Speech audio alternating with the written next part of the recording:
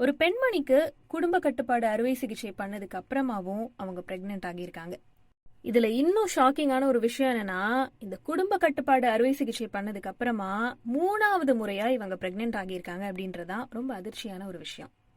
ஆமாங்க, ஏற்கனவே இந்த பெண்மணிக்கு 4 குழந்தைங்க இருக்க நிலைமையில இப்ப ஃபேமிலி பிளானிங் ஆபரேஷன் பண்ணதுக்கு அப்புறமாவும் தொடர்ந்து 2 குழந்தைங்க பிறந்திருக்காங்க. இதுல இன்னும் ஷாக்கிங்கான ஒரு விஷயம் என்னன்னா, இப்ப 3வது முறையா இவங்க பிரெக்னென்ட் ஆகியிருக்காங்க. பொதுவா 1 இல்ல 2 குழந்தைங்க பெத்துக்கிட்டதுக்கு அப்புறமா இனி குழந்தைங்களே பெத்துக்க வேணாம் அப்படின்னு முடிவெடுத்து பெண்கள்லாம் இந்த கருத்தடை அறுவை சிகிச்சை செஞ்சுக்குவாங்க. ஆனா இந்த ஆபரேஷன் பண்ணிக்கிட்டதுக்கு அப்புறமாவும் ஒரு சில பெண்கள் பிரெக்னென்ட் ஆகக்கூடிய ரொம்ப ஷாக்கிங்கான சம்பவங்கள்லாம் நடந்திருக்கு அப்படின்னு கேள்விப்பட்டு இருக்கோம்.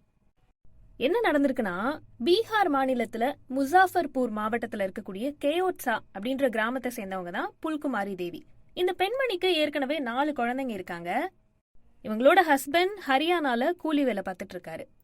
ஒரு பக்கம் இவங்களோட குடும்ப சூழ்நிலையை நினைச்சு பார்த்து இதுக்கு மேல நம்ம குழந்தையே பெத்துக்க வேணாம் அப்படின்னு இவங்க முடிவு பண்ணி கடந்த 2015வது வருஷம் காய்கட் ஆரம்ப சுகாதார மையத்துல தேவி போய் கருத்தடை அறுவை சிகிச்சை பண்ணிட்டு வந்திருக்காங்க.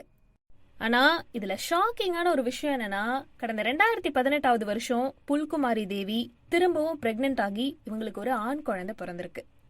அது மட்டும் இல்லங்க, இதுல அடுத்த அதிர்ச்சியான ஒரு விஷயம் என்னன்னா, கடந்த 2020வது வருஷம் புல்குமாரி தேவி திரும்பவும் பிரெக்னென்ட் ஆகி இவங்களுக்கு ஒரு பெண் குழந்தை பிறந்திருக்கு. இதை தொடர்ந்து இவங்க 2 பேரும் இது தொடர்பா மாவட்ட நீதிமன்றத்துல போய் கேஸ் ஃபைல் பண்ணிருக்காங்க. அடுத்ததா இந்த மனுவை விசாரணைக்கு ஏத்துக்கிட்ட நீதிபதி இது பத்தி விசாரணை நடத்தணும் அப்படின்னு சம்பந்தப்பட்ட அதிகாரிகளுக்கு உத்தரவிட்டிருக்காரு.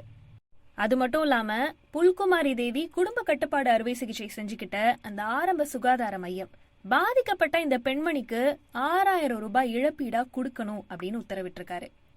ஆனா இப்போ நடந்திருக்க இன்னொரு அதிர்ச்சியான விஷயம் என்னன்னா, புல்குமாரி தேவி இந்த குடும்ப கட்டுப்பாடு அறுவை சிகிச்சைக்கு அப்புறமாவும் 3வது முறையா திரும்பவும் பிரெக்னென்ட் ஆகியிருக்காங்க அப்படின்றதுதான்.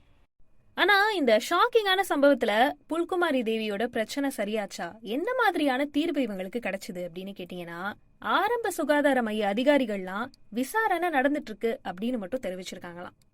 ஒரு பக்கம் பீகாரோட முதலமைச்சர் நிதிஷ்குமார் மக்கள் தொகையை எப்படியாவது கட்டுப்படுத்தணும் அப்படின்றதுக்காக இதை கட்டுப்படுத்துறதுக்கு தேவையான நடவடிக்கைகள்லாம் நிறைய எடுத்துட்டு இருக்காரு. ஆனா அரசு மருத்துவமனையில டாக்டர்கள் பண்ணக்கூடிய இந்த குடும்ப கட்டுப்பாடு அறுவை சிகிச்சைகள்ல மருத்துவ தவறுகள் இன்னும் நடந்துட்டே தான் இருக்கு.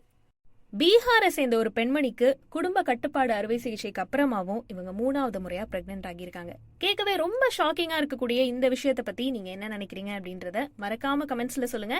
இதே மாதிரி நிறைய இன்ட்ரெஸ்டிங்கான வீடியோஸ்லாம் வேணும்னா மறக்காம நம்ம தினமலர் பேஜை ஃபாலோ பண்ணுங்க.